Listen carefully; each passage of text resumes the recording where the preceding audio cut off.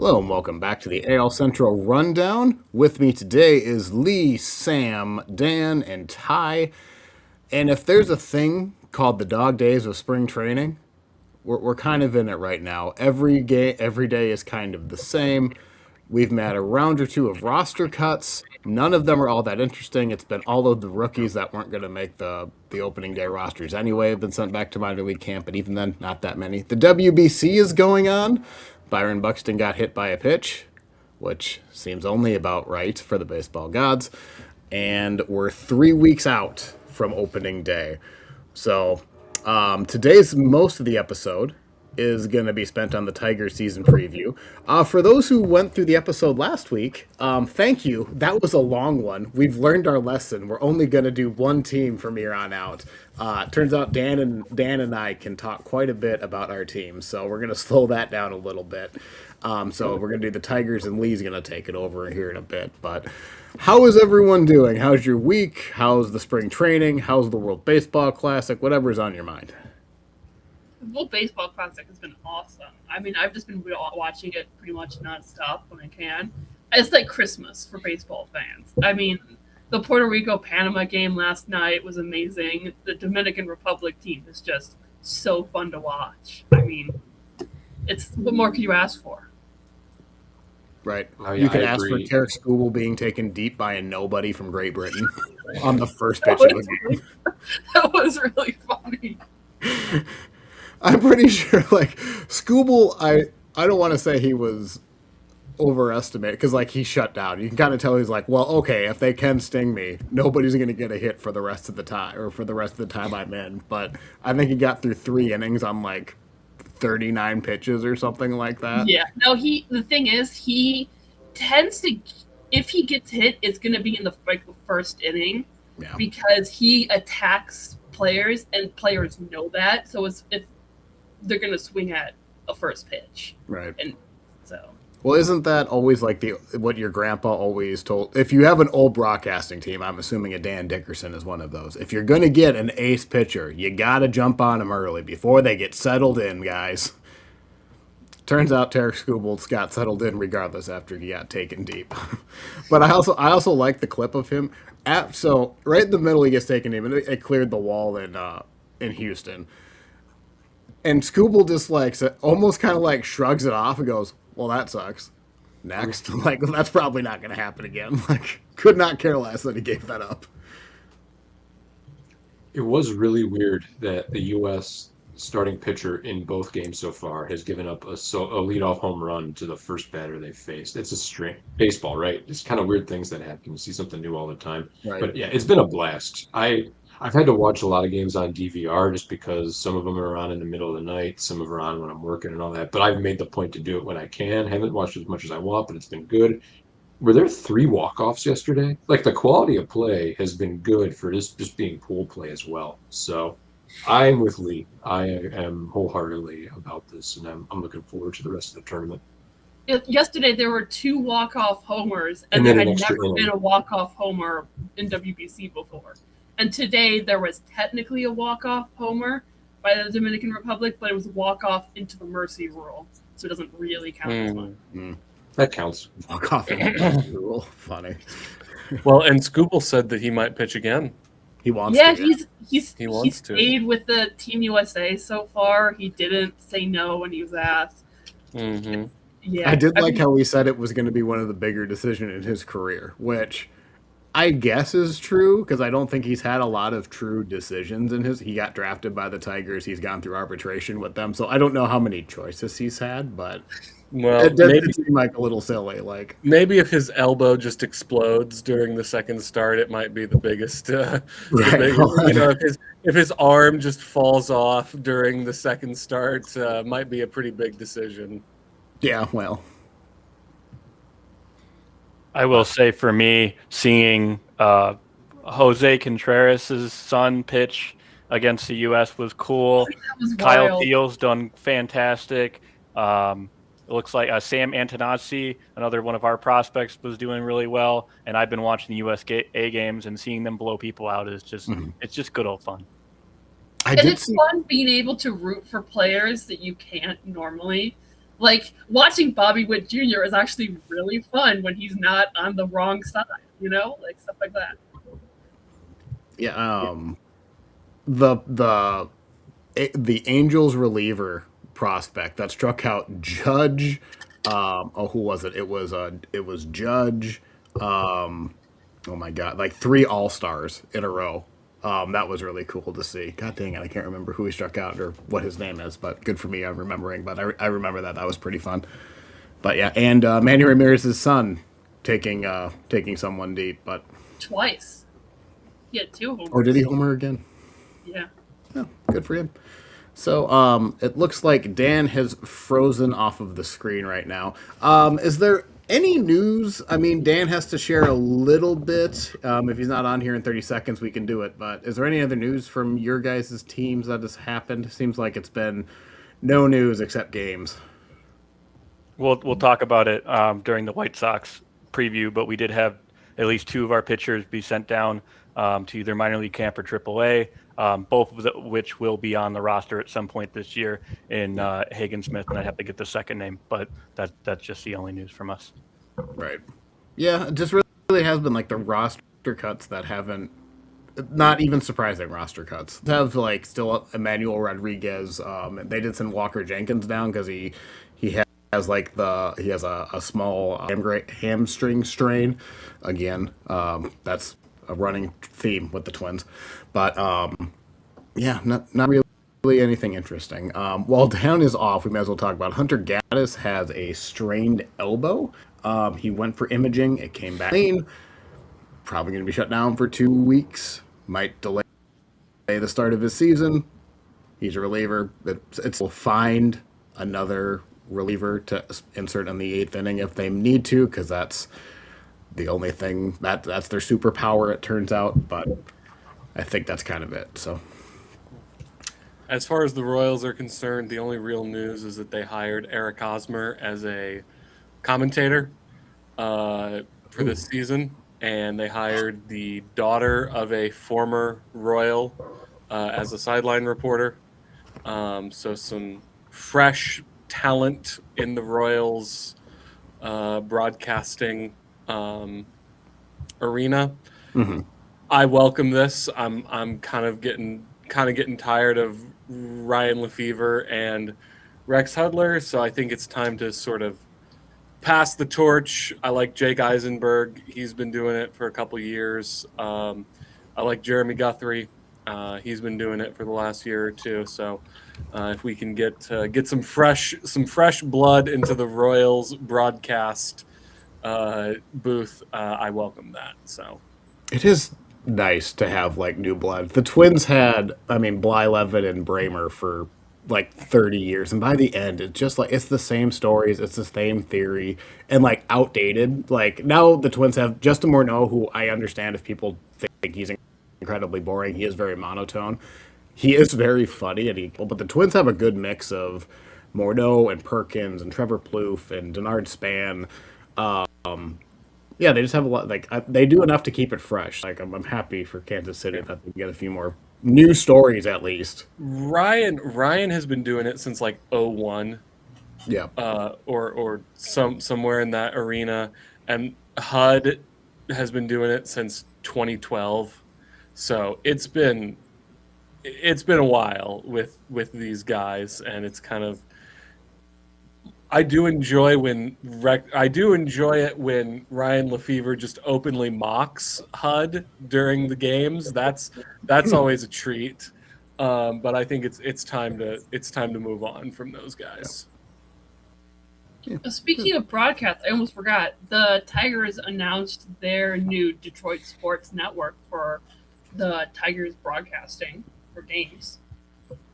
Yeah, but so that was what the Red Wings. Yeah, with the Red Wings too. So I think you can buy them separate. You could do monthly if you want to just watch the Tigers, or you can. It's like $190 a year for both the Red Wings and the Tigers, and it's speculated, but nothing's confirmed yet. That what a lot of people are thinking / hoping that the Pistons will eventually get added on to there too, but they're not owned by Illit, so it's a different type of Right. discussion, and the season's still going on, so they're still on FanDuel for now. But Yeah, yeah, I was about to say, how long is FanDuel going to last though? Because are the Pistons getting paid by FanDuel? Because that would be the next question. I don't think so. It's a whole thing. It's Yeah. yeah. The Red Wings are still on FanDuel for this season, but then they'll be on the new Detroit Sports Network after this season, and you can get it on MLB TV. And they still haven't announced it yet, but there will be some stuff on cable or whatever Yeah. for it. So pretty Yeah. pretty exciting. Get off of the FanDuel and a little bit more into like the directly owned by the Tigers. The broadcast when it's done by the teams, it's so much better than FanDuel or Bally or whatever. It was such a breath of the fresh air last year. It really was. We got a bit of a preview in terms of like how it's going to be because we've had like 2 broadcasted games by the Tigers with spring training. So they had some cool graphics and stuff. So Okay. Well, I think with that we can get to the meat of the episode. Detroit had the busiest offseason, maybe the most exciting. Well, I shouldn't even say the busiest offseason because they turned their homework in almost splashiest. Splashiest, yes, right at the end. So yeah, Lee, I think you could go ahead and talk about the Tigers and how they're the best team to ever step foot on a field. You took the words right out of my mouth. How did you do that? You're welcome. All right. Oh So- my God, is this Comic Sans? It is Comic Sans. Thank you for noticing my hard work. Don't make me kick you off this stream again, Lee. I will do it. For those not watching, I purposely went for a middle school presentation PowerPoint as vibe because I thought it would be funny, and I was correct. It was going to be extremely funny. All right. I had took copious notes, so let's go. All right, so going into 2026, I'm just going to recap the past couple of years to put in a little bit of more context for what we're looking at for the 2026 season. So over the last 2 years, the Tigers rapidly emerged from a 10-year rebuild and are now fully emerged as contenders, right? Let's see, there we go. In 2024, rapid, unexpected rise into the playoffs, swept the Astros in the wild card round when they were Astros with heavy favorites there. Got to the ALDS to Game 5, and then we all know what happened after that, right? But then 2025, surprisingly, was through 162 games from August to August, they had the best record in baseball, which was a little bit unexpected. And then they do this whole really fun thing where they do the opposite of 2024, collapse, 15.5 game lead, blah, blah, blah, but whatever, who gives a shit because we beat the Guardians in the wild card round anyway. And then 15 inning game 5, and that was a nightmare to watch at 2 a.m. at work, but here we are. Now, for the last 2 years. But to Sam's point from a month ago, if Scooble could have only pitched all 15 innings, True. I just don't understand why he was so selfish and didn't do that. I know. Got to get on that, Tarek.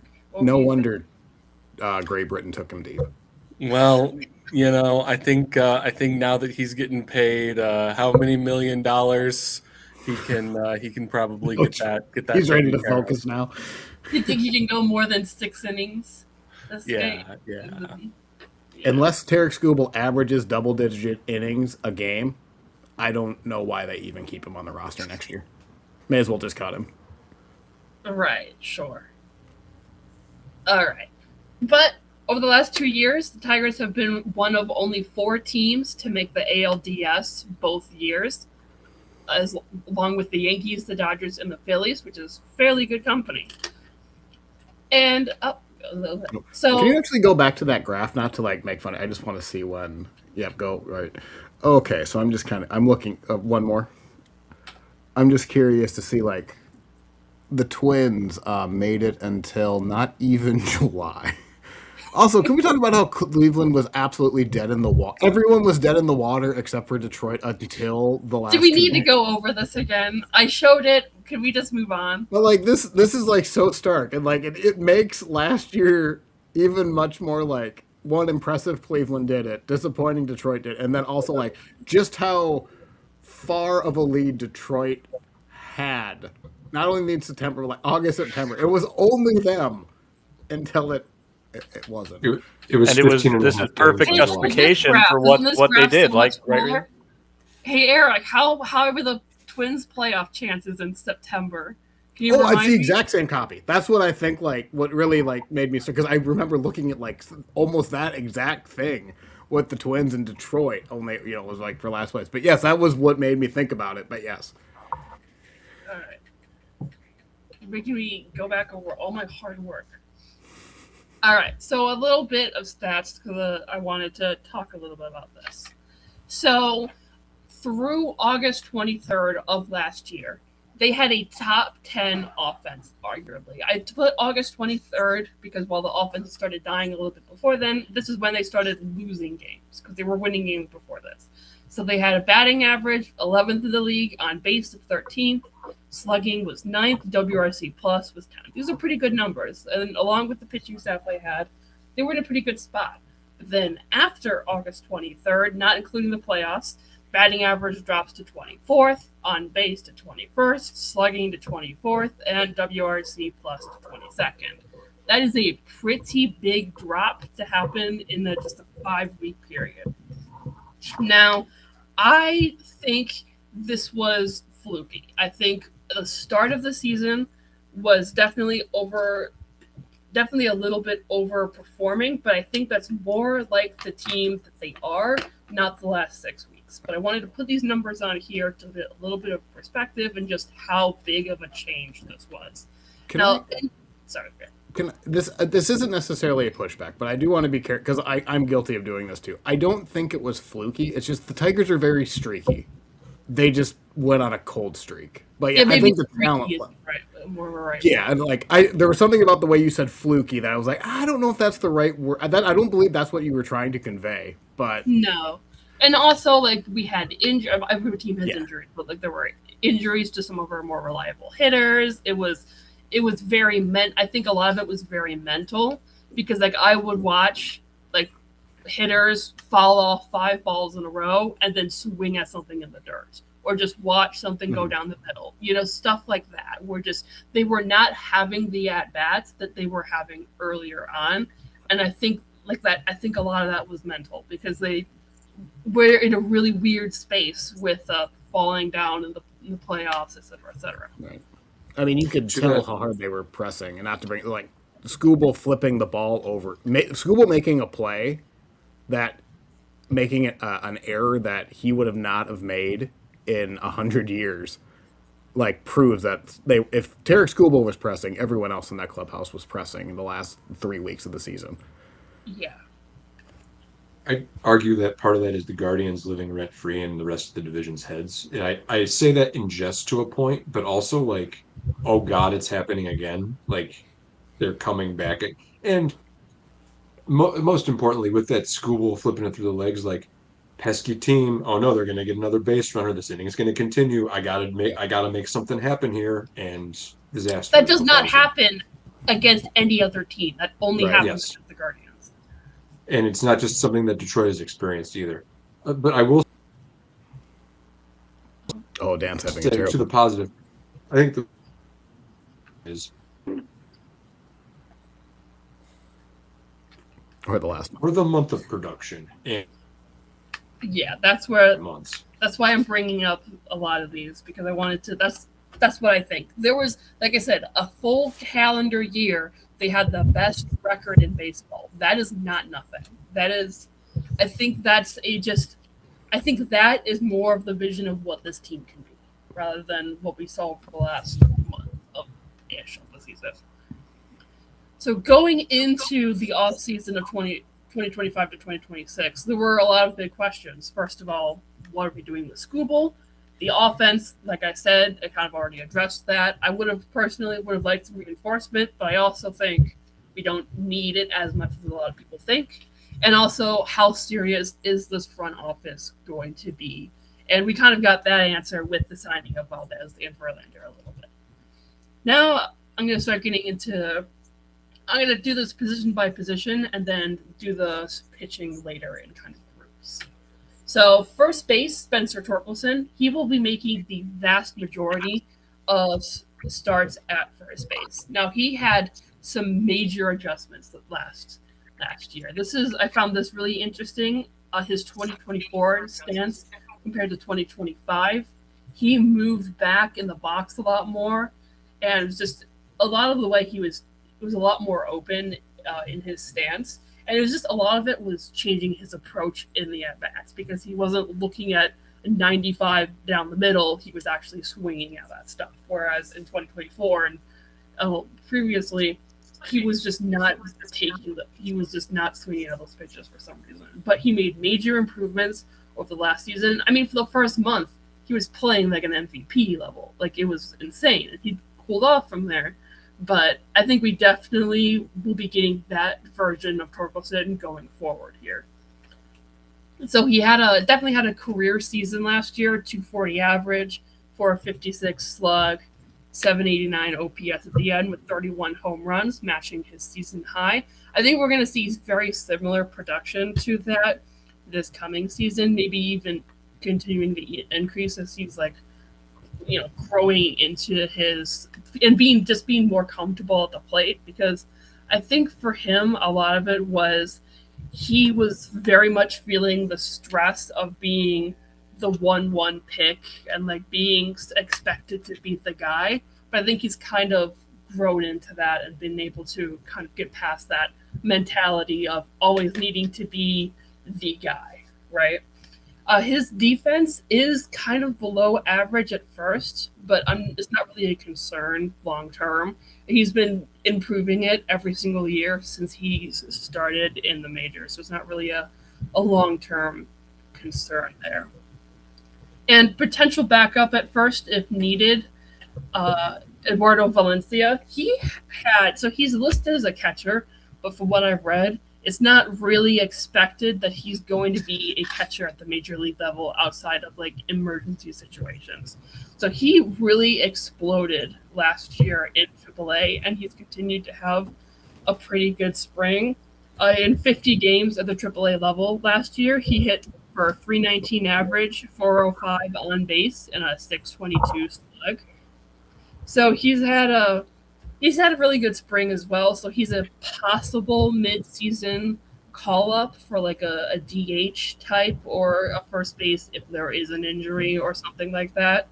So he's someone to keep an eye on for sure. I don't know if he'll make it out of camp, but I think this is the first time I've ever seen a 20 grade on a prospect for a run. I'm not even being hyperbolic. I don't think I've ever seen it. Does this guy crawl to first base? He expects to hit the ball very far. We talked about the McGonigal having an 80 hit tool.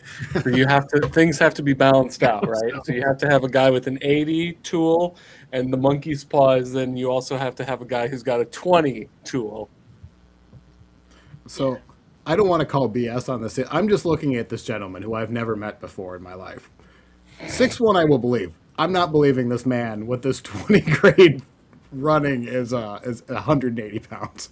Does that matter? Probably not. But just wow, what a fun guy. I don't know. I haven't seen anything about it, in terms of in the scouting reports or anything. It's just noted that he's not particularly athletic, so that might be part of it. And because of that, he will be a fan favorite. He could very much be a guy who stands there and then hits a home run and then takes a slow trot around bases type of hitter. No, I mean, I hope he has a long, productive career. I've never seen a 20 grade on almost any tool. I don't think so. It's fun. Yeah. All right. Anything about Torque before I move on? Yeah, I have a quick question for you. You mentioned that Torkelson was the first overall pick in 2020. Now, granted, the 2020 draft was not particularly, good, but what would you say for him being that pick? Is him just being a solid player, is that good enough for you? Yes, I think that's fine. If he can be an everyday player, that is fine. I don't need him to be an all-star or perennial MVP candidate. I just want him to be an everyday player because the 2020 draft, and like you said, it was a very weak, weird draft. But also for the Tigers, it was actually a very strong draft. Like we got Colt Keith in the 5th round, Dylan Dingler in the 2nd round. Trey Cruz, we're going to talk about later, is potentially going to make the team, and he was also in 2020. So the draft as a whole was very successful for the Tigers, and Torque at the time was like the clear favorite number 1 overall pick for that year. So it's not exactly a huge miscue by the Tigers by picking him, right? Like they would have at the time, they would have been out of their minds to not select him. I think him being an everyday player is fine. Yeah, and I do think, like looking at that draft, like Crochet and Pete Crow Armstrong went in the 1st round, but it's there was no one who was like the next pick who's broken out in this, or in the top 5 who's broken out in this draft. No, what hurts that draft, it was only 5 rounds because it was COVID too. So like you don't even get the sleeper picks from like the 10th round anymore, or the 20th round. And like at the time, like I said, it was very favored for Torque. Like I found Reddit posts in 2019 titled "Tank for Torque" in terms of like who was going to get the number 1 overall pick, because he was like clearly the guy in that year. So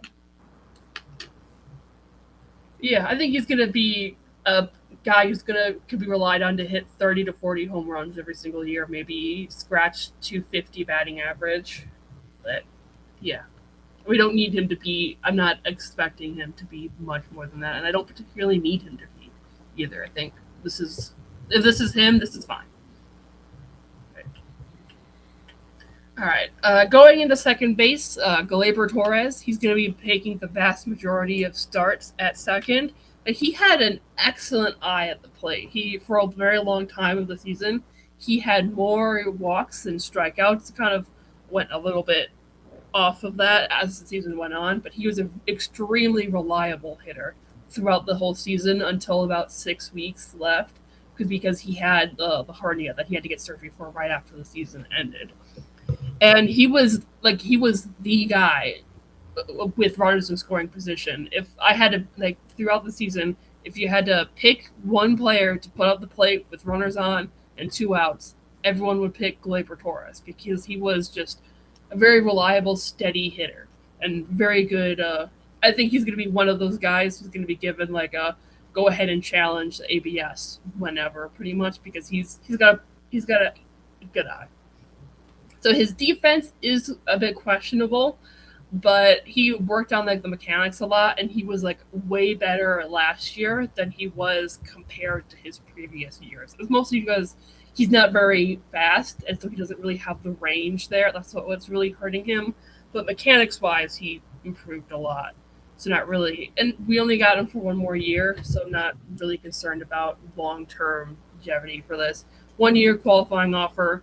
He's just going to be a consistent right-hand bat for us, and that's going to be very helpful. So, is there a world he resigns? I don't think so. We got too many younger guys who have better defense. Like McGonigal could potentially be the second baseman in the future. Max Anderson is also a guy who could be at second long term. I don't think we're going to be giving him a serious long term offer. Okay.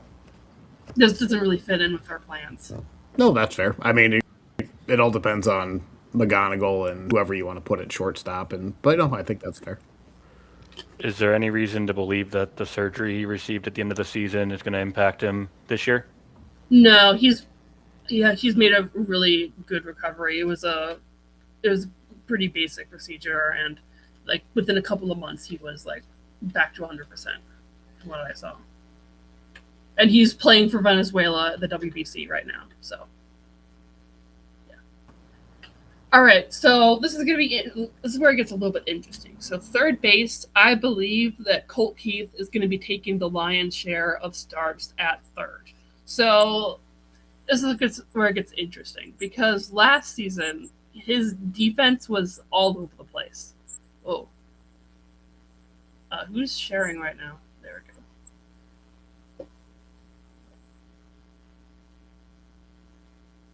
we go. I don't know where the screen went. Okay, there we go. All right, so his defense was all over the place. That's because he spent all of the offseason going into 2025 preparing to play first base. And then Torkelson started playing like an MVP. And so he had to move to second when Glaber got injured. And then he was doing a lot of DHing. And then towards the last couple months of the season, then he was put at third, which was his main position in the minors. But he injured his shoulder and was rehabbing his shoulder, which weakened his arm strength. And so he hadn't played there since. So he was really kind of thrown in the deep end defensively, and that just really hurt him. But I believe he spent the offseason this year preparing to play third base, and I think they're going to be keeping him at third base. He could potentially make a couple starts at second if needed, but third base is where he's going to be for the majority. Now, it's been kind of a trend with him where he starts off really slow the first couple of months. Like he had a below 200 batting average until end of April last year, but then he really picked up, and he ended up with a 256 batting, 333 on base, and a 413 slug. So pretty good. He's been making since he debuted in 24. He's been making steady progress upward since, and from 24 to 25. He increased his walks and increased his slug, and his average stayed about the same. So I think he's going to be continuing to make steps forward as he's going on. And he's only 24. We saw a lot of power potential from him in the minors. I think he's going to be continuing to make these adjustments and, grow into his role a little bit more. And I think he's going to be the majority third baseman for the Tigers here this season. Anything about Keith before I move on? No, I just sleep on him a lot. I don't know why I think of so poorly of him when I have no reason to think poorly of him, but I just don't.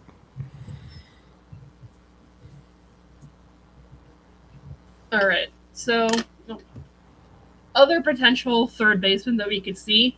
So, Jace Young has been kind of surprising this spring. So he had Coffee Cup appearances in 23 and 24, where he looked pretty good. But then in 25, he looked awful. Like he batted 106 in 21 games at the major league level. It was really bad. And then in AAA, he wasn't really anything special either, right? He batted 252 with a 370 on base, which was pretty good, and 447 slug. So it was pretty good, but it wasn't particularly outstanding to get him promoted at any point, right? But he's had a really good spring so far. His defense looks good, and he had to get wrist surgery after the 24 season, so maybe that's been able to heal a little bit more and get more, prepared, and so he's gotten used to that a little bit. So we could potentially see him maybe make it out of camp. I'm not sure, or be a mid-season call-up type guy. Also, How You Lee potentially play third. I'm not as high on him as I was previously, or as a lot of other people are looking at it. He can play multiple positions, second, third, and short. But he looks defensively, I looked at his stats in the minors, and it's kind of awful at third. So I'm not quite sure where the outlook is there. He had pretty average AAA stats in 2025 as well. But also, he potentially has an oblique injury because he was with Team Taiwan, but then he left the oblique and returned to Lakeland, and we haven't heard anything since. But he's someone we could see late season call-up type. Is there any reason to believe that Jung would win the third base spot over Keith? No, Keith is going to be on the team regardless. I think he's getting paid $3 million or something this year. I mean, he could move to DH, but Hinch has kind of like said he's going to be a third baseman. Is Young going to be in the organization in August? I don't know. I wouldn't bet on him being traded, but I also wouldn't bet on him staying, if that makes sense. Like, it's kind of a coin flip. I can see it going in. Right. He seems like the type of guy that is going to be thrown on as a sweetener for a deal of someone you really want. He won't be the prospect to bring back someone good, but I think he will be someone that puts that trade over the finish line. But I don't know. I wouldn't bet on Foreshadowing him. Jung and Skubal trade. I think Derek Skubal can get whatever whatever the Tigers please if they decide to do that. Tarek Skubal and other MLB player traded today. Yeah, like, and no one you're going to care about 50 years from now. Yeah. So third base has just always been a question. For like the past 20 years, it's been a really weird question mark for the Tigers. Like the best third baseman seasons we had was Miguel Cabrera. Those 2 years he played at third. It's not good. Brandon Inge was a thing too. He was at least a Gold Glove. Yeah, he was. That's true. It was for a few years. There's that, and Nick Castellanos had a few good years, but he was just awful. Yeah, that was what I was saying. Good years in the batter's box. He Good was years in the out batter's at. box. He stood at third base. Whether he played third base or not, I think is up for debate. Yeah, I don't know why we kept him at third for so long. He was there way too long because he was so bad. All right. Moving on to shortstop, which is a very interesting position because we have a lot of guys and all have very different stories. So I think to start the season, I think Zach McKinstry is going to end up being the primary shortstop to start, at least. Right, I'll get into that later. So he had a career year last year. Despite slowing down in the second half, he was an all-star. He was a Silver Slugger. And he ended the season with a 259 batting average, 333 on base, 438 slug. He was pretty damn good. And one of the fun things about him is that he doesn't really have wild splits against left or right. He's pretty good as a left-on-left guy. So he's not. I would say he's a platoon option, but he's not really a platoon option because he can hit lefties pretty good as well. And I only include his savant on here because I wanted to highlight he is one of the best base runners in baseball. He's very fast and he's very smart at it. So I wanted to put that on there. So he's a very valuable player to keep on the team. Now, did he have a breakout in his age 29 season? I don't know. Was it an outlier? I'm not sure. So I don't really know if we're gonna be seeing regression out of him or if we're gonna be seeing like more of this improved production that we saw last year. I don't know, but he's really valuable anyway because he can play basically anywhere. Last season he had starts in left, right, third, short, second, and he had 2 innings at first as well. So he can basically go anywhere. So he's going to be on the team regardless, I think, whether or not he's going to be the primary shortstop or not, or if he continues to be what he was before last season. But very good base runner and defensive replacement. But defensively, his best position is short. Do you think this? Because I don't think I'm just looking at a savant page and like his hard hit rate was a career low last year. His exit velocity was bottom 10% or bottom 5%. So I do think it might have been of an outlier. If he can play multiple positions, if you can play shortstop, you can play multiple positions. I do like him as a super utility, give everyone a day off type guy. It's just the offense. I don't know what you're going to get. But honestly, is he going to start at shortstop past May? I don't know. I don't think so because I think Kevin McGonigal is going to be the primary shortstop after that. So you probably don't need him to do a repeat. You just need him to be a good defensive player who can occasionally get on base. Well, lest we forget, guys, we're talking about 2025 Silver Slugger Award winner. This is true. Zach McKinstry. I sense you're a little bitter about something. This is true. No. That wasn't bitterness, but that's one of those things that will pop up as a trivia question when they stop handing out the utility player Silver Slugger Award one day. That Zach McKinstry was a Silver Slugger. He's the example of why you should not hand it out. Is that what you're saying? Yeah, like I don't know that utility silver. I get having a utility player for the Gold Glove, but a utility player for the Silver Slugger is a little bit like what? What are we doing? Why are we doing this? You know, Zach McKinstry is going to get money for arbitration because of that Silver Slugger. So Oh. what that say? Good for him. Hey, more power to him. More power to him. I'll say he didn't give himself that award. It was voted on by real beat writers. Is it beat writers for the players for the Silver Slugger? I think it's a lot of the managers. Is it okay? I think it's the same as the Gold Glove for that, where it's like a mix of managers and writers and stuff. So I don't know exactly how it is, but yeah, Managers and coaches. Is that what it is? Yeah. Whether or not you agree with the principle of there being a utility Silver Slugger award, he was it in 2025. I mean, it's not as that undeserving. I mean, he had a 771 OPS. I mean, he had a good year last year. I don't know if you can expect him to repeat it, but also you're not relying necessarily on Zach McKinstry. No, the season is not hinging on Zach McKinstry repeating his 25 campaign. He's a happy little bonus. Yeah. I like all of his batting numbers on his Savant page, and then you get to sweet spot percentage. Nails it. There's a lot of blue.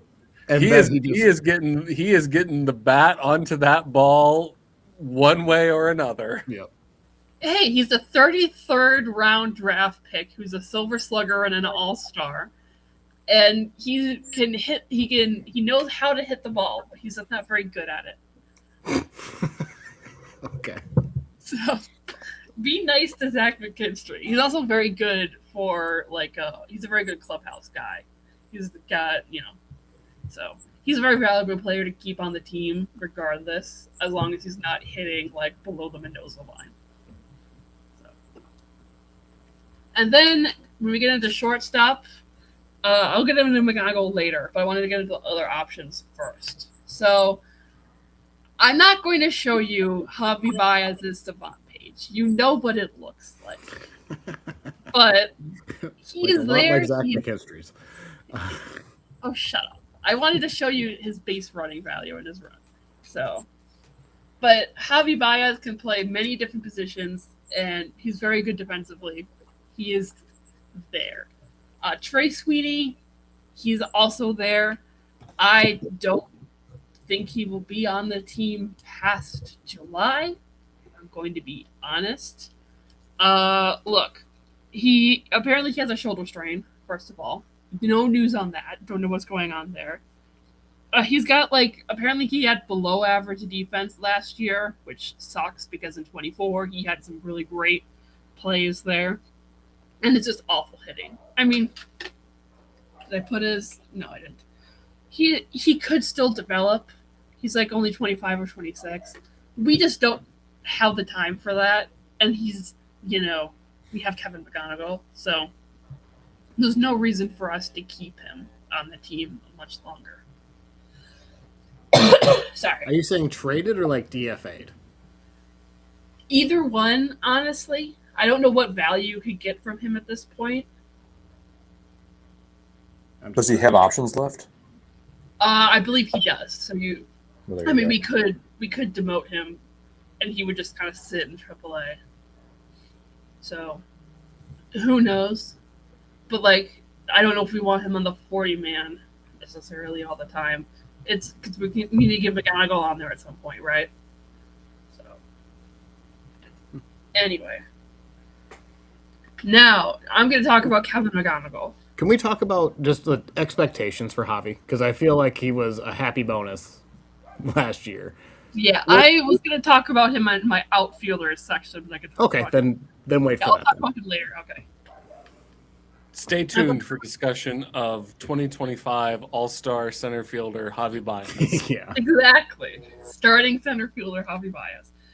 So Kevin McGonigal. We've talked about him at length already, right? Sorry, I just need to find my notes here. We kind of agreed, and I said he probably won't start on the MLB team, but he can make it a hard decision. Boy, has he made it a hard decision so far. In spring, not including the Dominican Republic game, he has been hitting .370 with a .500 on base and a .667 slug. Tell me that Trey Sweeney should be on this team before Kevin McGonigal to start the year, right? Look, he's only had like 100 at-bats in Double-A, but he looks really good in spring training. And against the Dominican Republic in the exhibition game, the one game, he went 3 for 3 with a home run that went 461 feet. I need to emphasize how ridiculous this was. This is the 5th longest homer recorded by a Tiger in the StatCast era. Are you kidding me? Like, okay, I'm starting to really get on the hype train for this guy. I just want to show you this video here because this is a very awesome video. No, it's How long did you say it was? 461 feet. Okay. Has anyone looked at Baseball Reference and seen like they have quality? Oh yeah, that was. I saw that. Yes, it's only like Double-A. I know. But look at this. I mean, it was mashed. First pitch of Luis Severino. Is he known for his power, like hitting a ball 460 feet? Is that kind of part of the package you were expecting, or is that a surprise? Yes, it is part of the package. It's just we talk more about his overall contact because that's a lot more impressive comparatively. Like, he's got the 70 grade from MLB. He's got the 80 grade hit from Baseball America, but he's still got a 60 grade power from MLB. He very much has the power. It's just the contact is what we talk about more because that's like the more exciting thing. He has a lot of steps in his swing. Like the bat's moving, his leg kick, he like wiggles his leg in the air. It's clearly working for him, but I wonder if they don't ask him to not do that anymore. But I mean, yeah. I mean, it doesn't make him any less exciting of a player. I don't know why I happened to notice that, but... Oh, sorry. Let me just turn off the... If he keeps sitting at 460 feet, they're not going to tell him to change a thing. That's probably true. That is probably the correct. You hit a major league pitcher and took him deep 460. So, like, do whatever leg swing you want, buddy. It's very much obviously working for him. All right, I put the sharing back, Eric, if you could. Yeah, I don't know why that's not. I don't know why that's... Oh, we're doing some... We're having some technical difficulties here. All right. But yeah, look, I was going into the spring training. I did not think he was going to make it out of spring training. I was very much on the side of give him a month in AAA, make sure it's not too much of a jump. But look, I am on the hype train. Put him on the opening day roster now. Tell me that why Javi Baez should be making shortstop stops above this guy. Like, you know, maybe I'm getting a little ahead of myself. Yes. But make him prove it at AAA first, and that he has 100, like you said, he has 100 at bats at AA. Now, there are prospects that will jump from double to the majors. That has happened before, but they don't need him in April. Make him prove it. Well, I'm gonna make a quick comparison here, because there was a man who made his major league debut for the Kansas City Royals. His name was Bobby Witt Jr., and he did so after only having about 250 at-bats in AAA. Wasn't there too long, so I have a feeling we're going to see McGonigal pretty quickly go to AAA and then pretty quickly make it to the majors. Yeah, and his defense in spring training has looked really good as well. Like, I'm just really excited about this guy. Mm-hmm. I'm kind of with you, Lee, in the sense that, like, what do we gain by putting him in AAA for April? If he OPS is 600 in April in AAA, does that mean he's not coming up? Like, and maybe that is what it means. But just if this is predicated on the idea of him continuing to knock the door down all spring. If he's knocking the door down, why wait? And Hinch has been saying that they're making sure that he's ready in all aspects. Like when they went to the Dominican Republic, he had McGonigal stand next to him as like they were like preparing beforehand and like pointed out all the Dominican stars and like pointed out all their weaknesses and stuff to kind of like, you belong on the same field as them. They have weaknesses too. Kind of just adjusting him to being in like the major league atmosphere, right? And this is really funny. After, I think it was, I don't remember if it was before or after the first exhibition game, but a Dominican reporter in broken English asks Hinch, will we be seeing Kevin McGonigal at the major league level? And Hinch is like, he turns to the two Detroit beat writers and is like, your question has gone international. And he goes to the Dominican guy. He's like, I wish I could answer in Spanish so these two wouldn't understand what I'm saying. Because everyone's just really hyped on this guy. See, that's when you turn around and you just say, see. Yeah. And then everyone in Detroit blows up. Yeah. Also, real quick, before we move off Kevin McGonigal, can I talk about how good these Moon Mammoths jerseys look? I mean, these I gotta give John Oliver his flowers on this one because these are some pretty sick looking jerseys. They were pretty cool. Yeah. Well, he can wear. Well, he won't be wearing the Moon Mammoth jersey, but he can wear the AAA Moon Mammoth jersey for a month. Be patiently. You will see him soon. All right, Kevin McGonigal will return in Avengers Doomsday. Yeah. Or as a cat, like in Harry Potter. The joke had to be. Can I just ask Lee? I don't mean to push this any further, but is there any chance that they will try to manipulate his service time? I don't think so. They didn't do that with Jackson Jobe. Okay. That hasn't been their thing. Do not say. Okay. Just want to make sure. No. And like if he finished in the top 2 or top 3 rookie of the year, that wouldn't matter anyway. And he's a very strong candidate for that anyway. So, yeah.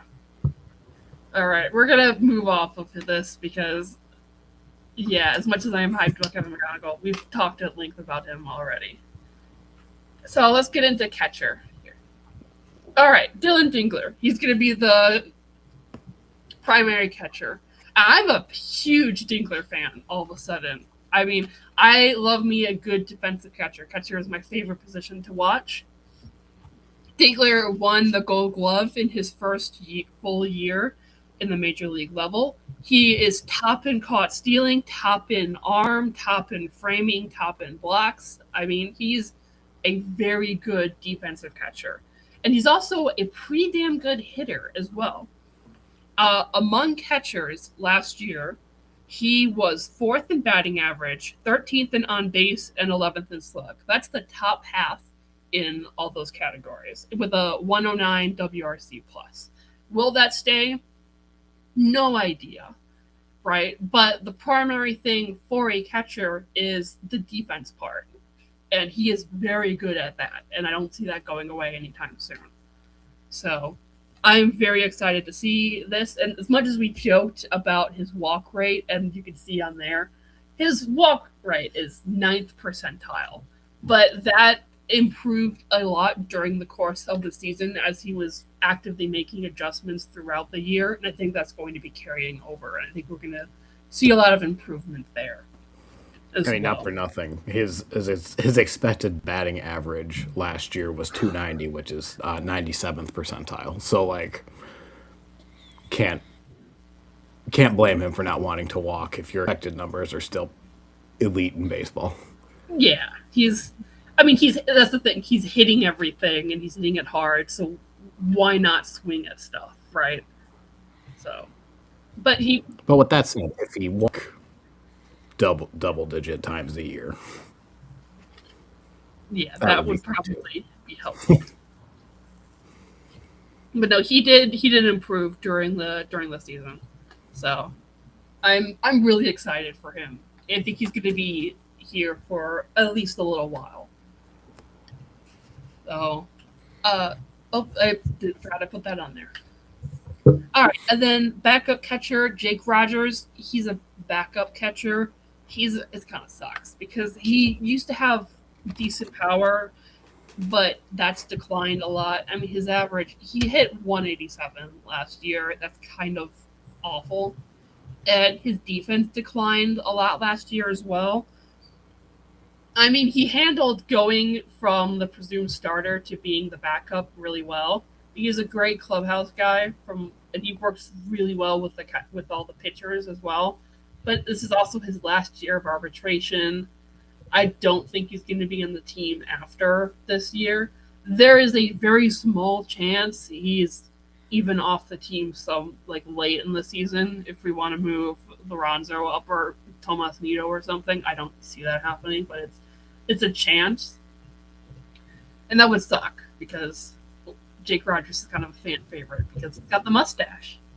And he was really good defensively, but just declined a lot. So I was sick all week, and I've still got a little bit of tickle in my throat there. But he's got a good eye. He walks a lot, and he's what you can ask for a backup catcher, right? What do you feel like the split should be between these two guys? Because obviously no one's going to catch 162 games. So, if you could say, between the Dingler and Rogers, I mean, what would your ideal split be if you were the manager? I think I would want Dingler out there 4 out of 5 times, pretty much. Okay. Because just hitting wise, the difference between Dingler and Rogers is huge. And then also defensively, Dingler is a lot better than Jake. Though I could also put Dingler at DH, which is a very reasonable option. I would want him out there as much as possible because Dingler is very good and Jake Rogers is just average. Can I ask the same question in a different way? Sure. Last year, Rogers was in 46 games. Over under games caught of 50. Under. How far? I think he's going to catch fewer games this year than last year. Okay. Because last year he started off as the starter, and then he got injured a month in, and then Dingler became the primary, and that's when they swapped. So 40, basically near 50 games, that would be 1 out of every third. So you think probably if it's 25, you said 20%, so that's probably closer to 30 games caught. That seems like a lot, but Salvi Perez is still in this division, so. And I think also you want to give Dingler his rest, right? Just make sure he's. But that's a 4 out of 5 is a max, is what I would, or not max, minimum. I mean, I would want Dingler at least 4 out of 5 times. Okay.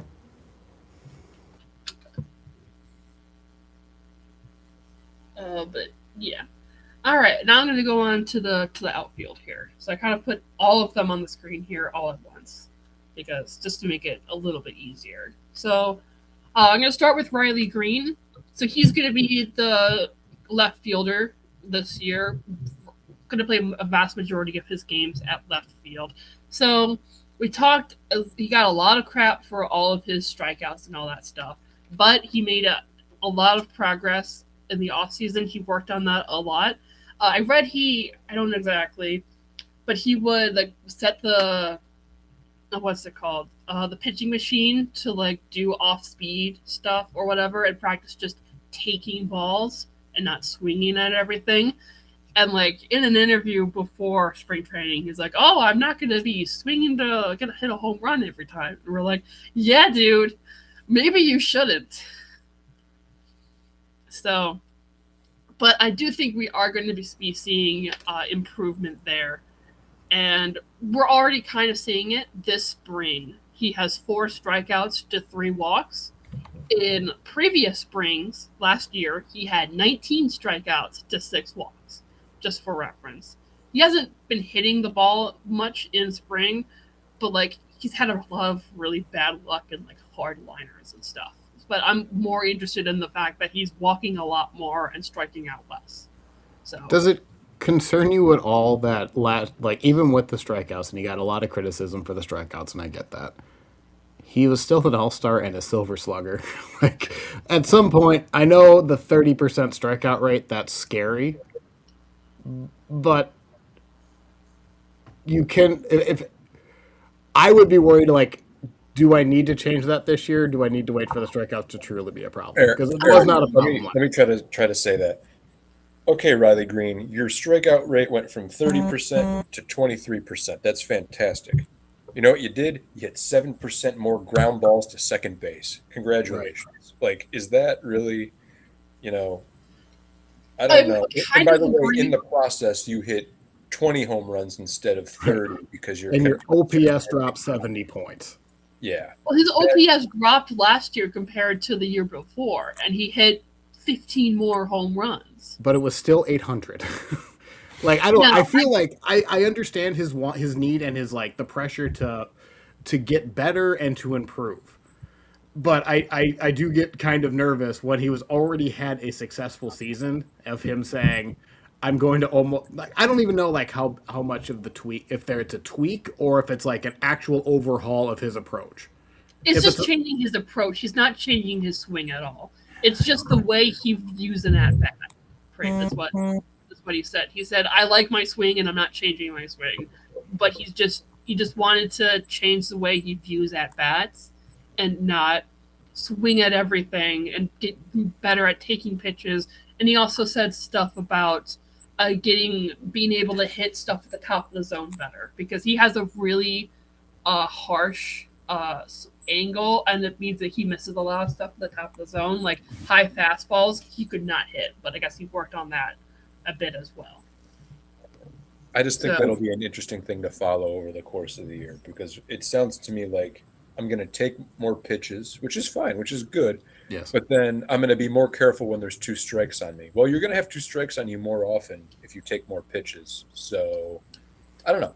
I'm not saying like, oh, that's a disaster of a decision. Not by any means. It could work out just fine, but that's something to follow. It's something to follow. I'm not really concerned about him taking more pitches and getting into more 2-strike counts because he was already getting into a ton of those anyway because he swings in the first pitch every single time. Yeah, pretty much. So, I definitely kind of I see your point, but I'm not really concerned about that because he's improved every single year since he debuted at 22. I think he's I don't know how to phrase this. I guess I'm not really worried about a drastic decline. If he hits 30 home runs instead of 36, but also bats 270, that's great. Sure. That's fine with me. I guess that's my point. But it'll be interesting. We'll see. But yeah, he's gonna be a primary left fielder, best hitter on the team for sure. Looking to continue, all-star, silver slugger type level that we kind of see. I don't know what I wrote there. So defense. So he had below average defense last year, which is a huge decline from 24. but I guess he also worked on his speed and stuff this offseason, so something to watch as well. Yeah, I'm not going to spend too much I don't want to spend too much time this being a dunk on Riley Green session. So I'm going to move on and say he's still a very good hitter. I don't want to seem like I was dunking on him. I just feel like it is a concern. Like I shouldn't even say a concern. Like it wasn't broken last year, so I am a little bit nervous that he's going to overcorrect and then have a bad season, and then his swing's just going to be out of whack. But He's still a great player, still a good hitter. It's just like I don't want to see him take the pendulum the other way and then cause actual like damage to his career. But I'll shut up. Right. No, I think the thing is because I look at his 24 season where he had a higher batting average, a higher OPS, but fewer home runs, and he struck out less. You know, so and he also hit fewer home runs, but I think so. You got to find a middle ground, right? A little bit. Anyway. But yeah, moving on. All right, so I'm gonna talk next. I'm gonna talk about why did I not? Okay, no, I did put Kerry Carpenter. I couldn't see him at first because that profile picture was weird. All right, so Kerry Carpenter. I've talked a lot about him previously about how important of a player he is in terms of just keeping him on the field. Because if he's on the bench and a manager wants to bring in a reliever, they don't want to bring in a right-hand reliever because Kerry Carpenter can come in at any given time and hit a home run. Right, or he's always been a very slugging type of player. He had kind of a down year last year, but he was playing injured a lot, which I've already kind of talked about in previous episodes. Main point for him, he needs to stay healthy.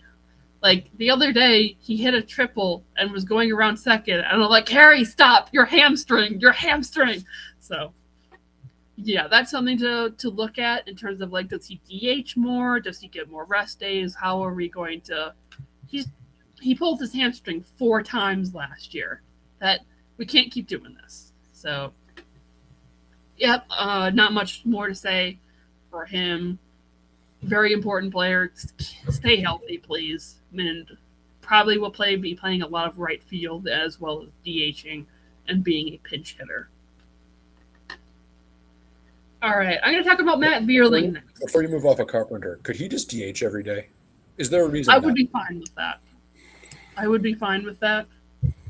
The issue is it's not a great necessarily replacement at right in terms of like batting value, kind of, because Wenzel, I'm going to talk about Wenzel. We don't know what he's going to be long term. Parker Meadows, I don't know if we're going to want him at second, at center. Matt Vierling is probably going to be playing center. Jahmai Jones doesn't really have great defense. I guess my point is he could play DH, and that would be fine, but we need him to play some right field for now. Does that answer your question? Absolutely. All right. So, Matt Vierling. So, we didn't see him last year. He only played 31 games because he was injured. And in those 31 games, he kind of stunk. He batted .239 with a .307 slug. It was not good. And now, right on there, I put his 2024 stats. Because I wanted to emphasize his last 2 years in Detroit, he has been an incredibly consistent and important player. He plays good, above average center field and right field, and can also play left. He can also play third base. But in 2 years in Detroit, he batted .259, with a .320 on base, and a .406 slug. That is a very reliable outfield type of bat. And he's just an underrated piece that we were missing last year, right? Because he came in for a little bit in like May, and then left immediately, and then came in again in like July, but then left again. So hoping he can stay healthy this year. Hoping those issues are resolved. And also, he's had a very strong spring training so far. I think he's going to be the primary center fielder for this team to start off at least. I'm going to go into why later, but I am very much looking forward to to a full season of Matt Vierling, and I think he's going to be a big help for there. All right, and then right field, I think Wenzel Perez is going to be the primary right fielder along with Kerry Carpenter. So Perez, he's a switch hitter, which AJ Hinch salivates over because he loves being able to plug and play players as he wishes. So he's probably going to be kind of platooning or like just switching on and off with Kerry for DH purposes and stuff. So last year he didn't see as much time as we would have liked because he started off injured, but he hit 244 with a 308 on base and a 430 slug. And I say he's a switch hitter. Is not quite sure which side is his primary side, right? So in 2024, his strongest side was on his left, was batting left. But then in 2025, he was a stronger hitter from the right. But something we did see in 2025 was that his weaker side was not as weak comparatively, if that makes sense, right? So he's probably he can bounce between center and right field, but switch hitter, he's a young guy who can continue to grow into a really strong base runner. He's got a good arm. He's good either backup right fielder, primary right fielder, whatever, platoons, etc., etc. Let's see, Jahmai Jones. So he is basically the right-handed version of Kerry Carpenter, but with less defense, and I don't know if you want him playing as much. He hits left-handed pitchers extremely well. So if you go in Fangraphs and you filter by 150 plate appearance, 150 at-bats, he has the 9th highest slug, if you filter by that. So small sample size, sure, but 970 OPS against left-handed pitchers. Very good. So he's a perfect platoon guy, pinch hitter type. Started him against the left-handed hitters. He had 287 at 387 on base and a 550 slug and 150 plate appearances. I haven't seen if it's confirmed that he's going to be making the team out of spring training. I think he will, over someone like Austin Slater, who's had a strong spring but isn't on the 40-man. But I think he's going to be on the team as a bench player for a platoon type. And he's currently playing for Korea in the WBC, and he's looking good. So I'm excited to see a full season's worth out of him because this was kind of a breakout year for him. He's had like appearances in 21, 22, 23, etc. But this is the first time he had like more playing time, and he looked really strong. He was one of the only hitters who didn't fall apart down the stretch last year. So looking forward to a longer season out of him, I hope. All right. And now I'm going to talk about Javi Baez because, look, he managed to win over a lot of Tigers fans, including me, last year because he had an absolutely electric 2 months. And then he is a starting center fielder in the All-Star game. And look, was he bad the last 2-3 months? Yes. Do I care? Not particularly. He was amazing in the playoffs. He had a home run against Seattle. He was great the entire wild card series. He was very strong defensively.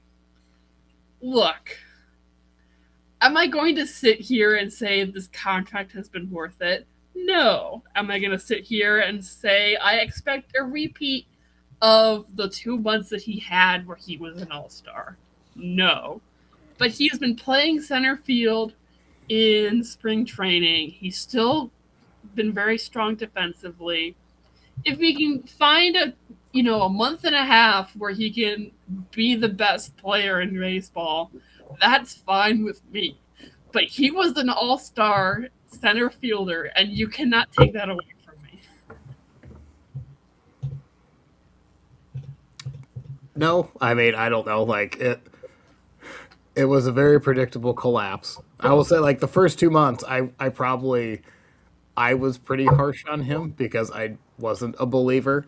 It did take away some of the fun I should have had just enjoying the story for what it was rather than if I thought it was predictive or not. So I guess shame on me, but you're going to find value in that contract you didn't think you were going to have. But yes, that contract it's underwater. It's not going to get any less underwater the last, 3 years he has? 2 years. It's this year, next year. Look, if he could be a super utility guy, he can play at third, short, second, or center. He shows up if he shows up in the postseason, it's fine. And he'll have his big moments. Last year he had 2 multi-homer games he had not had a multi-homer game as a Tiger before then. Okay? Look, the hip surgery did something for him, and maybe being on a winning team did something for him, and maybe batting ninth did something or putting him in center.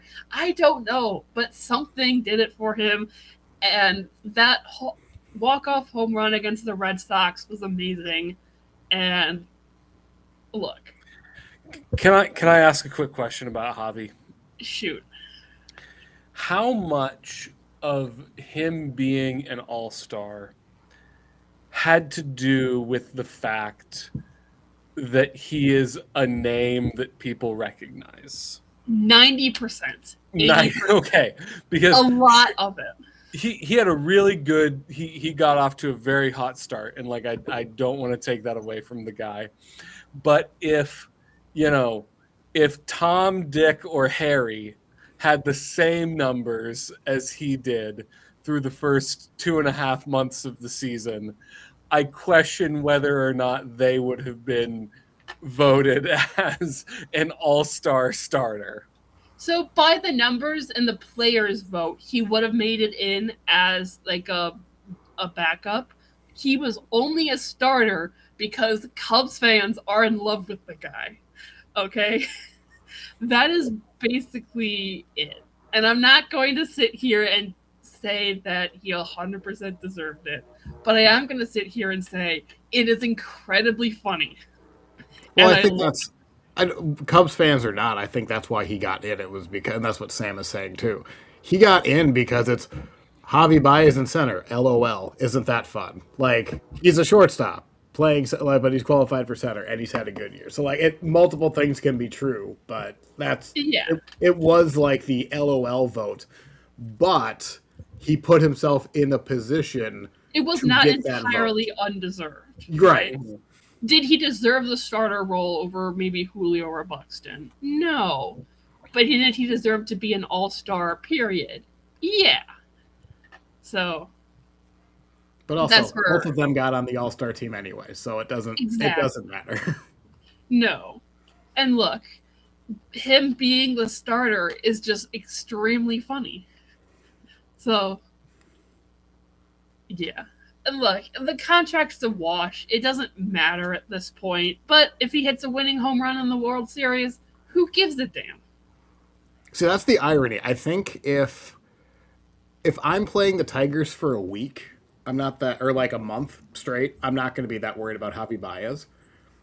But there's a 2 games. If it's a big game against the Tigers, I am a little worried about Javi Baez because he does seem to step up and be dramatic when he needs to. He lives up to a moment sometimes, but even before his hip surgery, when he was ass, I mean, he was still good, a lot better in runners in scoring position than he was without it. He shows up to the big moments. I have a question. Yep. It's May 1st. Kevin McGonigal is hitting 350 with 8 home runs in AAA. Javi Baez's WRC plus is 50. What do you do? I would still demote Sweeney over getting rid of Baez. Baez can at least play more positions. And that is why the contract matters. Yeah. Do you think there's a world where they DFA him? Let's pretend that WRC Plus goes until August. Where the magic's not there. You now have a year left of the contract. Do they ever just eat the last? Is that ever going to be a possibility, or you're I just riding think it with? would have to be in the off season. I don't think they would do it during the season. I think it would, and like I always thought this was like, oh, of course they're gonna say that, but the players love him. Like I guess he's kind of one of those guys that like he's just so fun, and like I guess he's really fun in the clubhouse.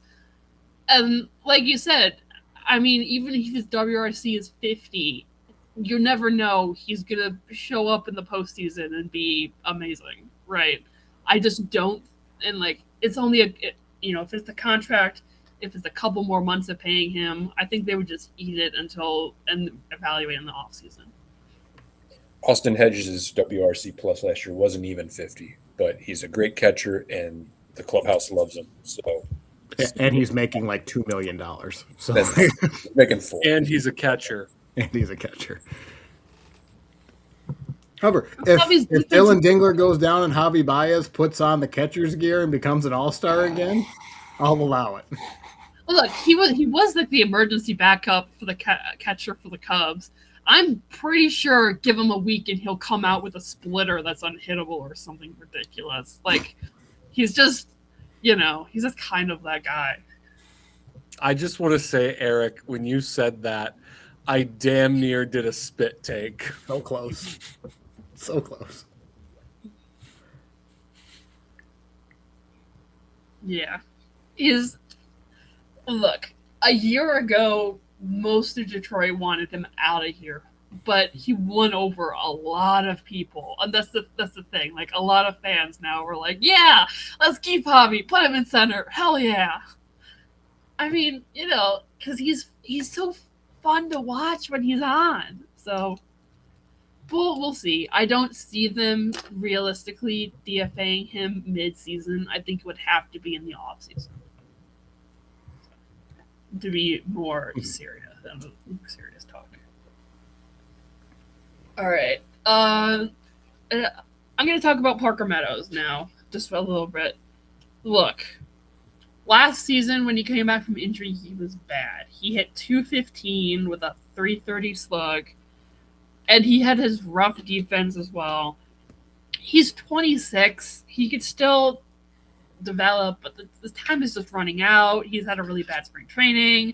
We got other guys coming up. I don't know where his position is going to be moving forward.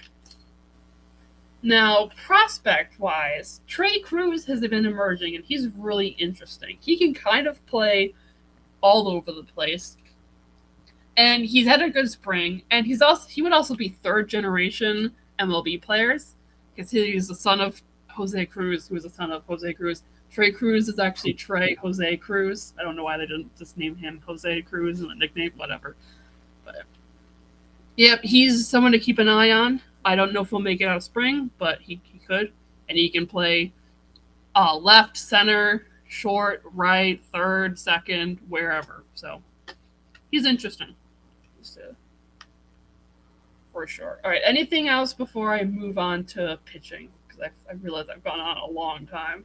I mean, we can move on to pitching, but we have to talk about one Detroit prospect outfielder and a very good inning he had. Do we have to? I didn't put that on We at here. least need to show it. We talked 20 minutes on Kevin McGonigal. We at least need to have some fun with Max Clark. And to make it more constructive, do you expect to see Max Clark this year? No, I do not. Like maybe late, but I think it's very clear. I think he's going to be, I still think he's going to be a very good player. I just think he needs more time. He's just not ready. Well, he's going to be in AAA, though. Probably, yeah. Yeah, it's like he's 2 good months away from being. So, like, I don't even think it needs to be a late. If he does well for the first 2 months in AAA, and Parker Meadows isn't playing well, there's a world where he just gets called up in the first half. There is a world. I just wouldn't bet on it.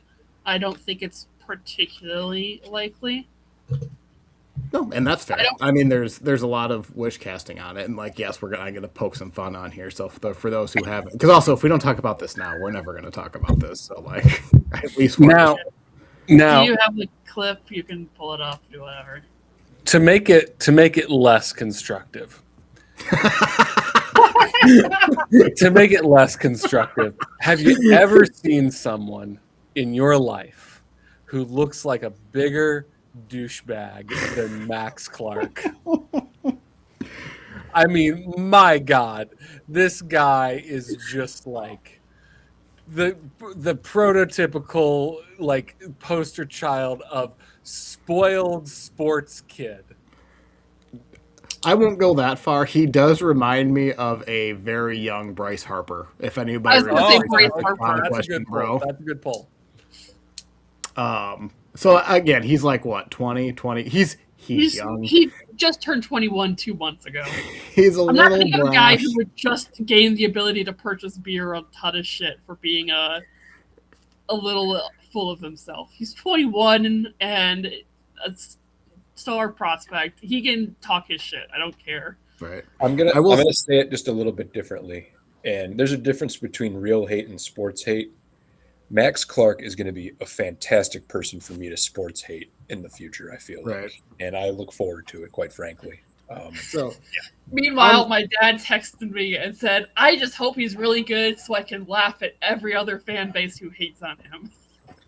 I mean, if he's this generation's AJ Przinsky, that's great. I would love that. But It would be extremely fun. You know what? We need a little bit more personality in this clubhouse. Give me a little bit of like some guys who people hate on. It's fun. All right, so for those who are not watching on YouTube, I'm sure you've seen the clip. If not, it's pretty easy to find. Max Clark was in a spring training game, and on the Braves broadcast, he has about Deion Sanders worth of jewelry around his neck. At least I'm counting 4 what look like legitimate diamond chains. If they're CZs, I don't know. I'm not smart enough to figure that out, but they're certainly out there. They're making a statement. He also has like the big triangle eye black. He's 21 years old. He has full sleeve tattoos already. He's making a lot of statements just by walking, let alone what he's going to do on the field. And he did not have the best first inning with the very famous high sky in Florida. Just I want to point out, this is his first professional appearance in left field.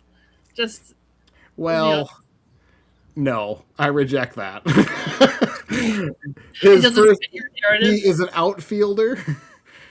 And it's in a minor league stadium. The sun messed with him. Clearly, he was trying too hard. Clearly, he's from Indiana. He's not used to the sun.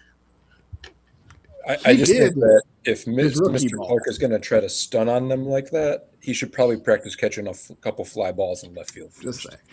That's all. Did he not was he not shagging fly balls at the beginning of the day for this? Like, has he not caught No, he wasn't. He was putting on his eye black, Eric.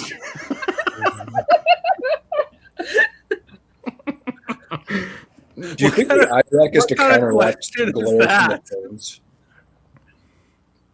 I think it might be to contrast the glare from the chains. I can't wait until he's the next Bryce Harper, and then you can all hate on him all you want. But I look forward to it.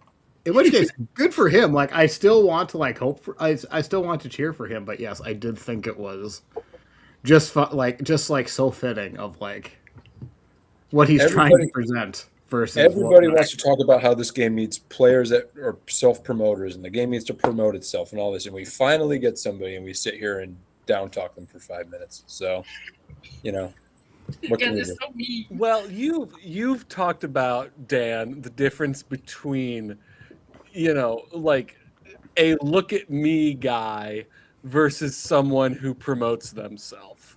And this Clark feels very much like a look at me type of guy. Yeah. Which can be valid. I don't have anything to say against that. Like Vinny Pasquantino is a guy who promotes himself, obviously. But Vinny doesn't seem like a look at me type of guy. You know what I mean? Like, I feel like there's a difference there.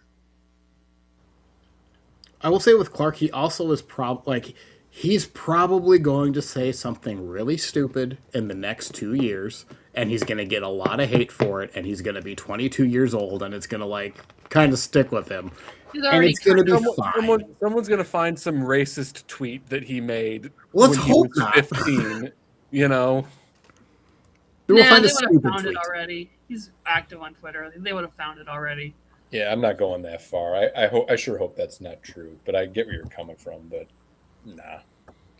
I believe there will be an unfortunate tweet that will be. He will say something stupid that is going to make people angry or make him like he kind of already did because he got interviewed after this and he was trying to portray himself as like a blue collar upbringing. He said like he had a 2-story house or something like that, and like I get what he was trying to say. Again, he's 20 years old. I'm not trying to condemn the guy. I'm trying to have a little bit of fun that he dropped two fly balls when he had a ridiculous amount of chains on. That'll get polished out. It's fine. It's fine. Yeah, like I guess I'm not gonna dunk on a guy who just gained the ability to purchase beer. Like it's fine. It's talk his shit. I don't care. these That's are it. growing. If he doesn't pains, follow it up, honestly. though, he will get a lot of hate. That's fine. Yeah, I think Yep. he's gonna follow it up though. I think he is gonna be that good. Yeah, good for him. I hope so. I will actually pull for him, but he has to do it. Now I'm looking forward to having a player that hopefully is good, but also everyone else likes to hate because I think that's fun. Yeah. All Okay, right, go on we to good. your Are we? You done having your fun? Yeah, for now. All right, so now I'm going to talk about the rotation. Now, I'm going to preface this with I finally found a stat to convince you that the Tigers needed starting pitching, first of all. So, in the first 3 months of the season last year, they had the 6th best ERA. The last 3 months of the season, after they started getting injuries and stuff, 8th worst ERA in MLB. They needed starting pitching to help. And we got Framber Valdez. We also got Verlander after Results got injured. Now, I'm also going to preface this by saying the vibes in the starting rotation are extremely weird. Can I just say, Scooble's got like 1 foot out the door already. Valdez is kind of a nut job. Flaherty is also his own brand of psychopath. He's been picking fights on Twitter all day defending Scooble. It's hilarious. Verlander is like 45 and just Casey Lee- Mize is like somehow the Lee, most you missed a really good joke there. Let me tell you what it was. what was Should have said Scooble's got 1 foot out the door, and Verlander's got 1 foot in the grave.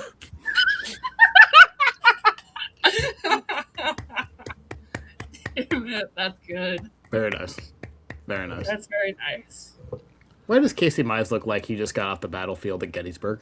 Ever since he got Tommy John in the back surgery, he's just looked like a grizzled war veteran. I'm not sure what it is. He's kind of a weird dude. Like I said, the vibes in here are strange. He's somehow the most normal of them. Yeah. I would not have predicted Casey Mize had the most wins on the Tigers last year. Yeah, School got no run support. It's Yeah. that old story. So I mean, also Casey Mize was legitimately very good for the first half of the season. Yeah. I think I'm gonna get into it a little bit later. I think he just kind of hit like a innings and just like energy wise really died down. Let's see. I don't want to go super in detail, everyone, because I've kind of already gone on a very long time. But starting off first in the rotation, Taylor Skubal. What else is there to say about Skubal that hasn't already been said? I mean, he's seeking a 3-time Cy Young, which has only been done 1 time by Greg Maddux. He's got the impending free agency, which is all anyone's going to be here to talk about all season, but I don't want to hear about it. Yeah, his changeup, by the way, is the highest run value by a single pitch, according to Savant last year. So there's that. Here are some stats. He led the American League in ERA, ERA plus, and FIP. And he led MLB in WHIP, walks per 9, and strikeouts per 9. So there you go. Yeah. I mean, Skubal is Skubal. Framber Valdez. Last year with a 3.66 ERA and a 1.245 WHIP. He's an extreme ground ball pitcher. He's got the sinker, curve, changeup mix, which is his big thing, especially the sinker. I mean, we've kind of talked about it already. He's got the personality concerns with the crossing up his own pitcher. He says that it was not intentional, adrenaline, etc., etc. How much do you want to believe that? Sure. But I think having both Hinch and Verlander there will kind of balance that out a little bit, I'm hoping at least.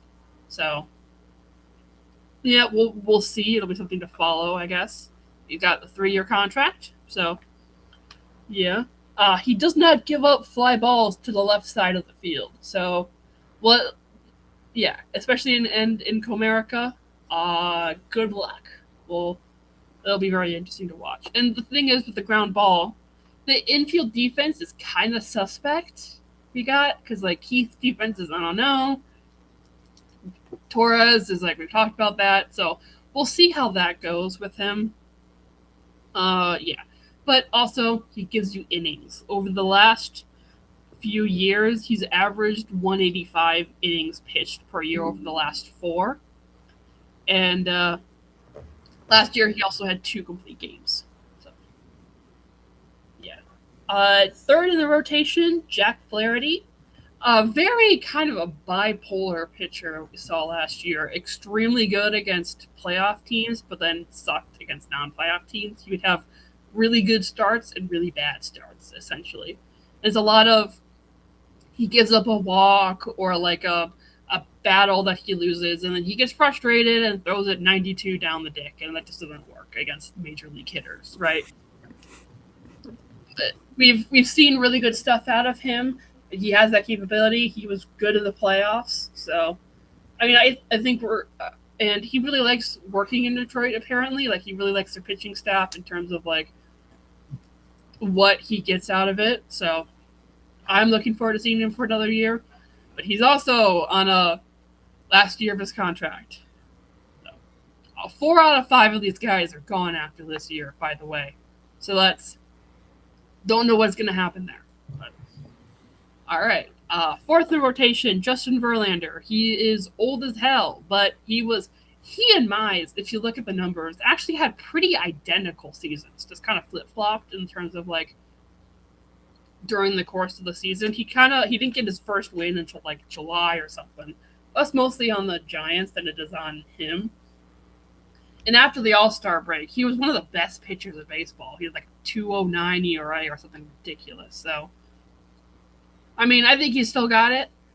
We'll see how it goes. I mean, it's Justin Verlander. He's back in Detroit. Come on. Right. It's a fun story, but he will go from adequate to nothing in like the snap of a finger. Unfortunately, he's at that age where he can have it Monday and have it lost by Tuesday. Yeah, but it's Justin Verlander. It is Justin Verlander. He has certainly beat the odds already, but I like the signing, but there is a chance that he doesn't make the rest of the year. Now, quick question, Lee. How old are you again? I am 24. Okay. And how old is your dad? My dad is, let me do the math, 54. Okay. So Justin Verlander is younger than your dad. Yeah. Okay.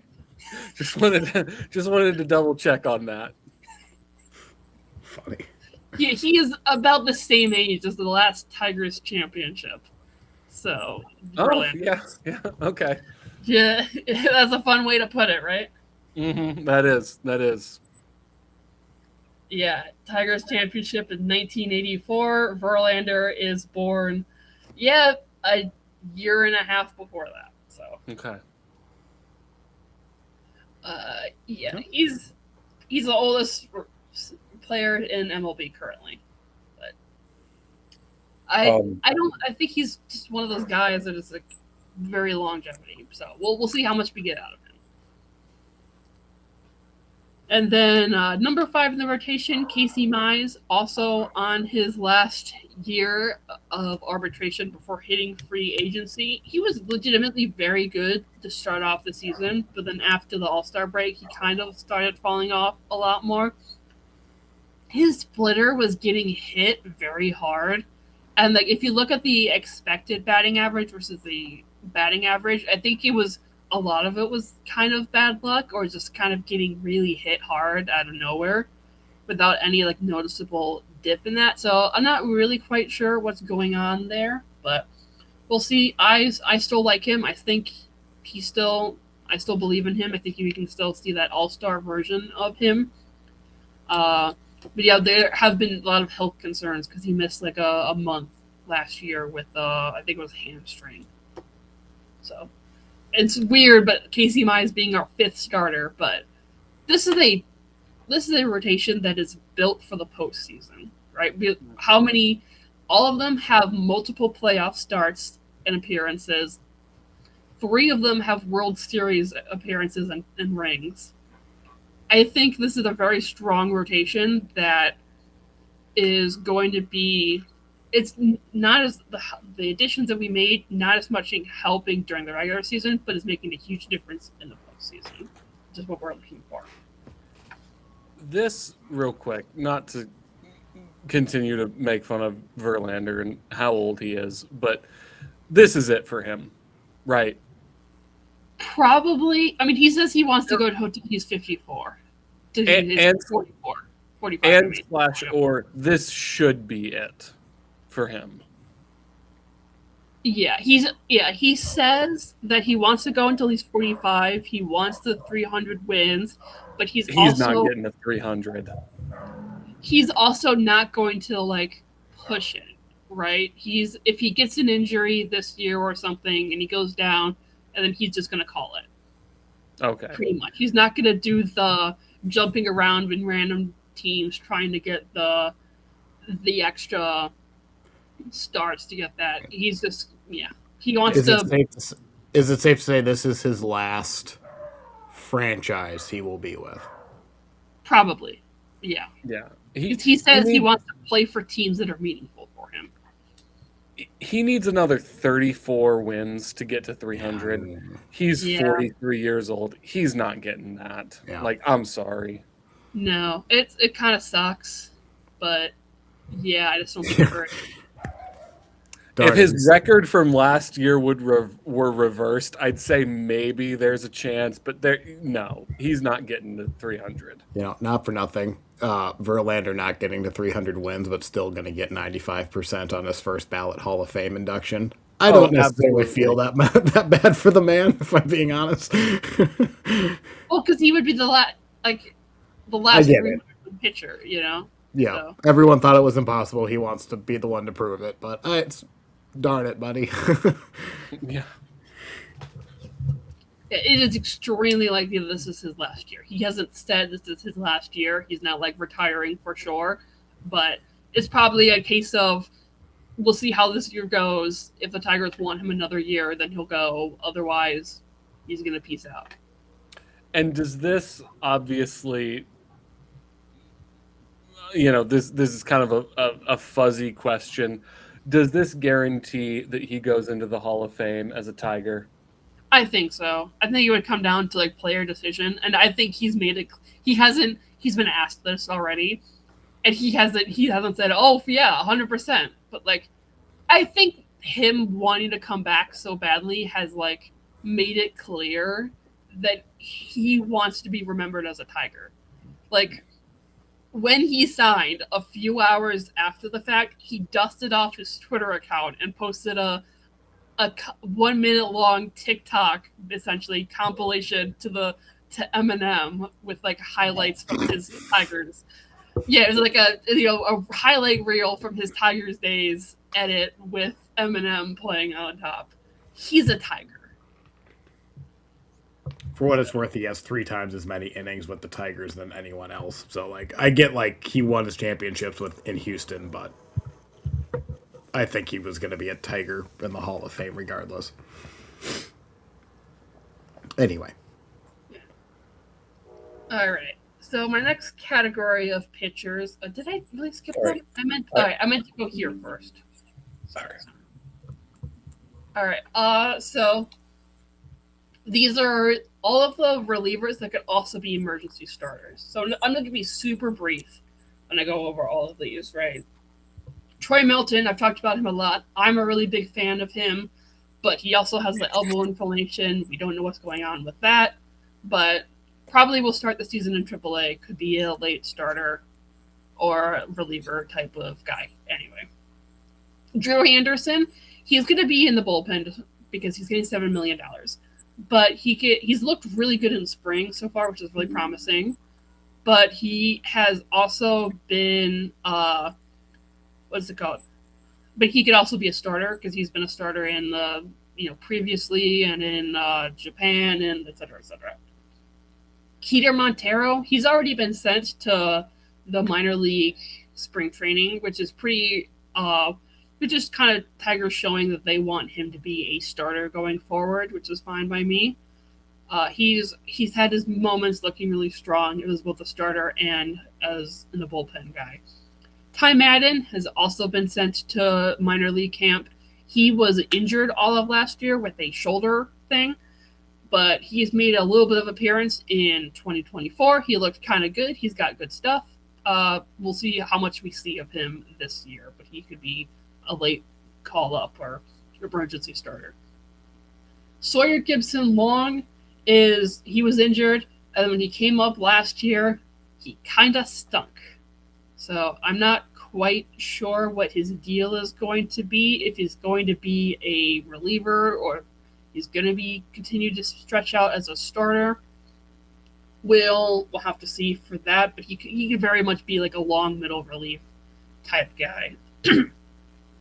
Emmanuel De Jesus, he has looked really good in spring training. He's not on the 40-man, but he could make the team outright out of spring training because he looked really nice in spring training. He's also pitching for Venezuela in the WBC, and yesterday he had 5 innings, 8 strikeouts, 1 earned run, which actually set a record for Venezuela pitching in the WBC with most strikeouts. So promising stuff there. We'll have to see what we can get out of him because he could be probably a bullpen, but also like an emergency starter type call-up guy. But there's a very good chance he makes the roster after spring training here. Anything here before I move on? All right. I'm trying to fly through this a little fast because I realize I'm going really long.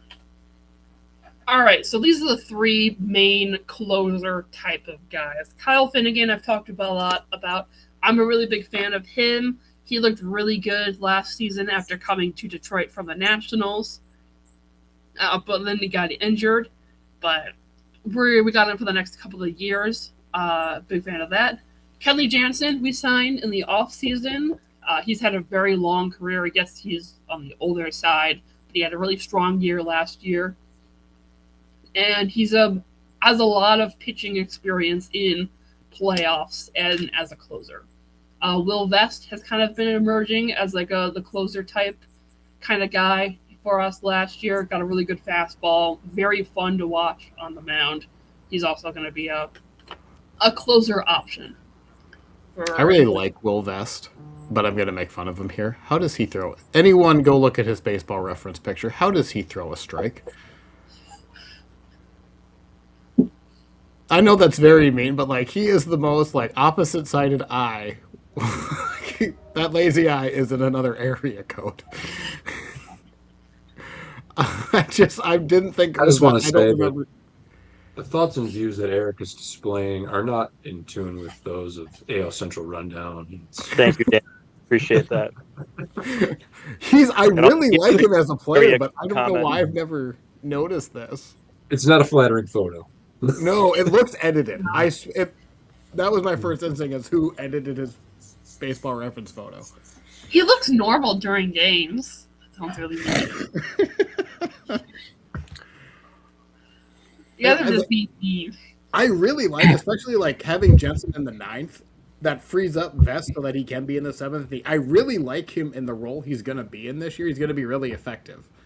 just the picture really threw me off He's there. I'm sorry. he's just Hey. really fun to watch on the mound because he's so high energy too. It's really fun to watch. Just I think on media day for these guys, they need to just get like a local like Instagram model or something like that to come in and kind of like teach these guys kind of the things you need to do when you're being photographed and like how to smile and like those kind of things, because that is a skill. I'm afraid Max Clark would probably scare off whoever they hired. So I don't know that that's such a good idea. all Sorry. right, are you done being me? To Max Clark, no. No, we're not. We're really hoping that Kenley Jensen has a good year for you guys. Just where he'd come from in his career, what he did with the Angels last year. I was really hoping the Sox would sign him this year. So it looks like you're closing, and an 8th and 9th situation is going to be really good.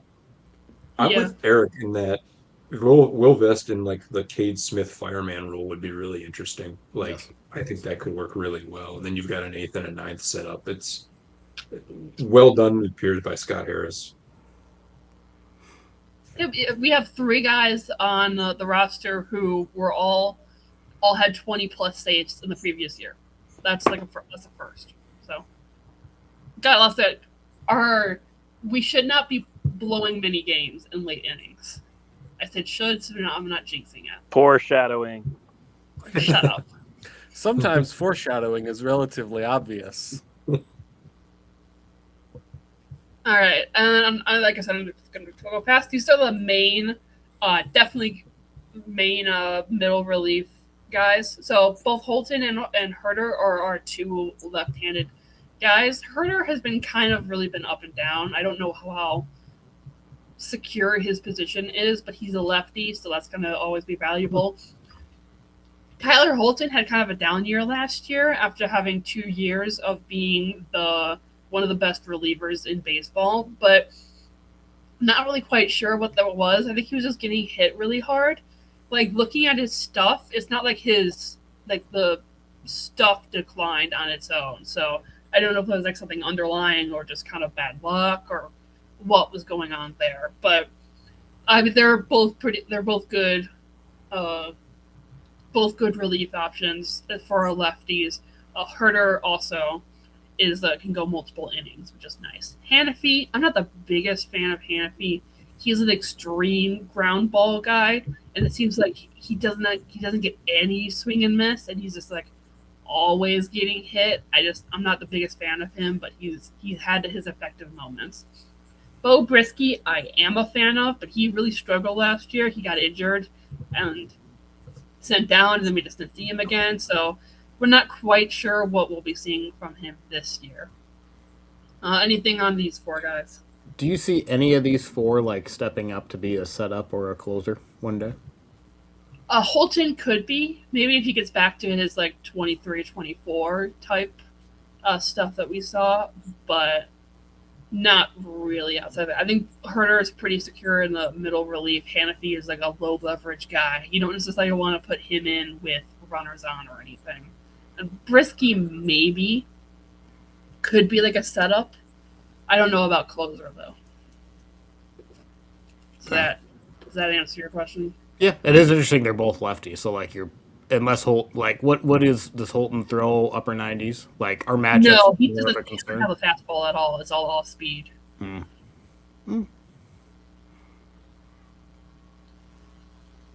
Yeah. Brisky does have the fastball. I forget what her stuff is. But yeah, Holton doesn't really have the fastball at all. It's all off speed. Just kind of dancing on a tightrope there. But, yeah. All right, last slide here.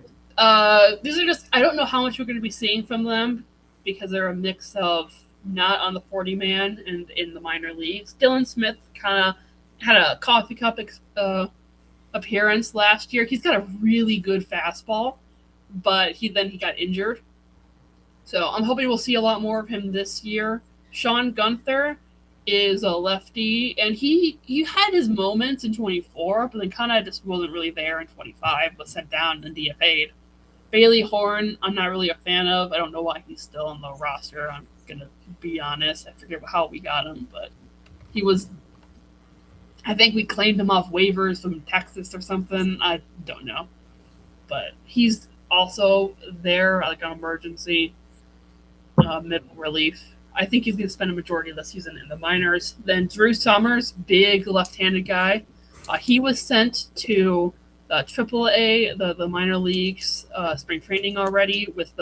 He needs to throw more strikes. He wasn't throwing strikes. He walks a lot at guys and just wasn't really getting stuff over the plate. But he's got good stuff. He's a big dude. He's a lefty, so he could definitely emerge as like a middle relief, maybe even a setup guy in the future. But I don't know how much of him we'll be seeing this year. Really starting off in the minors. He just looks happy to be there.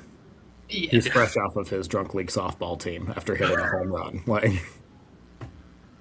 I will say Dylan Smith in that photo, when I glanced at it, the way his hair is, it makes it look like he's wearing like a Tiger's bucket hat. It does. Kind of sticking out.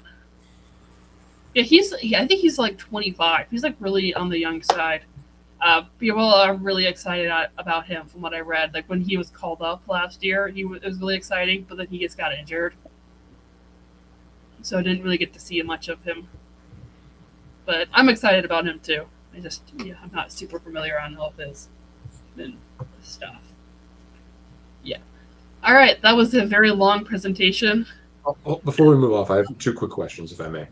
I had 2 more slides here. They're specific to the pitchers. So, one, no Tommy Kahnle. Interesting. Yeah, I know no he Tommy really fell off a cliff last year. I lied. This isn't a question. I actually have a statement. I was really intrigued by what you led off with how the pitching ERA changed from first half to second half. I got curious. I was looking at something. The biggest thing I saw is Detroit went from like 7th in walk per 9 in the first half to like 19th, which pretty sizable, is like half a walk per 9. The biggest thing I saw with the individual pitchers was the highest in terms of walk per 9 in the second half were guys like Kahnle and Rafael Montero and Charlie Morton and fill in other guy that Scott Harris thought would be a good idea to bring in the second half. Like, it was just interesting to me that those moves seemed to backfire. That's all. And then the second thing I wanted to ask, which is actually a question, is what do you feel about the depth that Detroit has? This is a long season. Pitchers get hurt. Verlander's 45 years old. I'm not saying that as a joke. Legitimately, how do you feel about kind of cobbling together 162 worth of innings with what you have?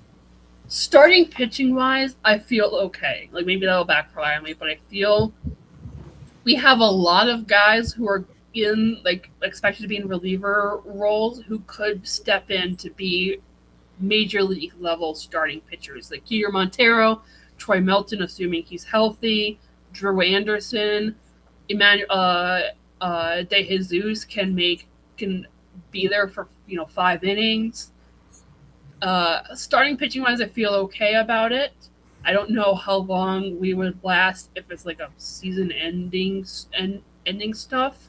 How much I feel about that, but for like, he's gonna miss a month, he's gonna miss for a few weeks, that I think we're okay on. Reliever wise, I'm not really sure how I feel.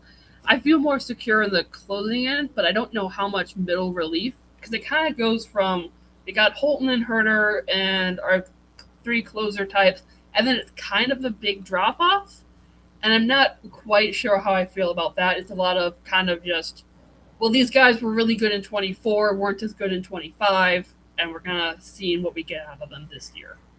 One more question that I just thought of. Sorry. Will we see a Detroit Tigers relief pitcher start a game this year? Define relief pitcher. Will AJ Hinch utilize an opener at any point in time this year? I think that's the Yes. better way to ask that question. Okay. I think he will at some point. And All right. I apologize. I want to jump in, piggyback off Dan. Lee, for the Tigers this year, as a third party looking in, the Tigers have the best chance to win the World Series in this division. However, in my opinion, they have the highest potential of blowing up and being an absolute failure. What is your take on that? Take the Twins off the hook. Love that. Okay, Yes. when you don't have any expectations, Eric, let's hold on. Ty, let me have my moment. God dang it. Lee, what your thoughts? I think it's a lot more. Let me put it this way. I think it's more likely they win the World Series than it is that they finish fourth in the division. I think it's a lot more likely that they will be, if I had to, weigh my odds on that, I think I would be more, does that make sense? Like, I would be more surprised if they completely blew up and were, like, bottom of the division than if they won the World Series. I think the way this team is built, there's a lot of depth in the lineup. We got a lot of very high talent starting pitching.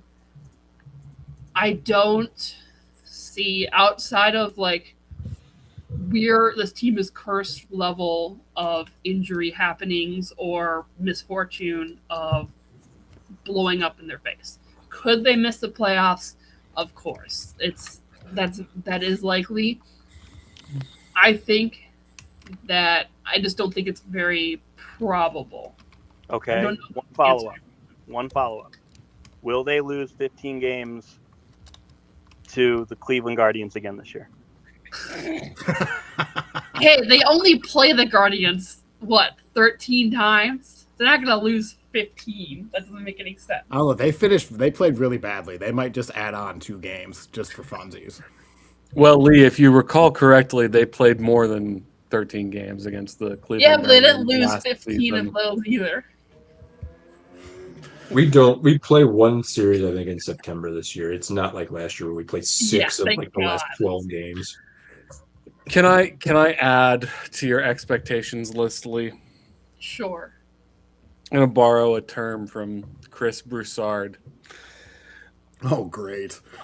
I think the Detroit Tigers are WSOB this year. World Series or bust. Ooh. Yeah. I don't know if I would. The Tigers need to. This is the last year. Probably the last year of Scooble. I think the Tigers need to make the World Series. Yeah. I think they need to make a deep playoff run. I'm not going to go. I don't really like putting a World Series or a bust. It's a failure kind of label on a season. I do think they need to make a deep playoff run. I'll phrase it a slightly different way. This is their best chance to win the World Series of this competitive window, to me. I don't think it was a mistake that the 3 most prominent pitching additions they made all have significant playoff experience. Yeah. But for the people at home, Lee, that are not on YouTube, could you tell us what your expectations are verbally, please? Yes. They should have an improved record from last year of 87 and 50, 87 and 75. They're going to have an improved record. They should win the division. This is not me jinxing it or saying, they're going to, that is an expectation at this point because this team is built just at a different level from the rest of the division.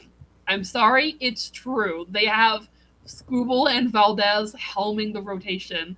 There is no reason, barring extreme circumstances, they should not win the division.